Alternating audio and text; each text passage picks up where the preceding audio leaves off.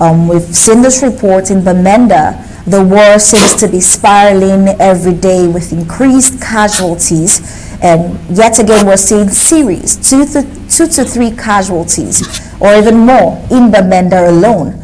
And we're asking, what do you think is the way forward, and how do you think the international community can facilitate this process of the Amazonian struggle to come to an end? Do you think that is feasible? Yes, as well as the way forward.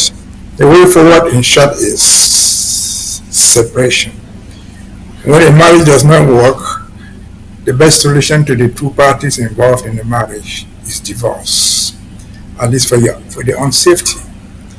You see, when I bring the illusion of a marriage, it takes us back to why are we here suffering now? Why are guns firing left and right? Why are people dying, call it under crossfire or being shot directly by somebody else? In 1961, when we fought for independence, the idea of independence to any nation was to go live in peace, was to go do their own affairs, to run their own matters in the way they wanted. Nobody ever sought independence to have independence with bullets flying over his or her head. And so, again, why are we here? Why is this firing going on? It is because sometimes in 1961, we purportedly joined some people called Lesotho to Cameroon. And when things are not moving, when the marriage is not working, they sought and started to kill the other spouse. They kill our children, kill our husbands, kill our wives. Why? Because we said the marriage was not working. And so, again, Penn and others are just 1, 2, 10 too many. The only reason why we are having this again is because we purportedly got into some marriage with somebody or some other country, and it is not working. I've said many times over this program, we did not sign up to this. Should the international community help us? Of course they should. If they cannot help us, we'll fight until we die. We'll fight alone. We'll do it alone, hoping that reasonable people will help us. Because even as reasonable neighbors, if you find a couple fighting, tearing themselves in the house, reasonable neighbors will break down the doors to separate the fight. Otherwise, one of the couples might die.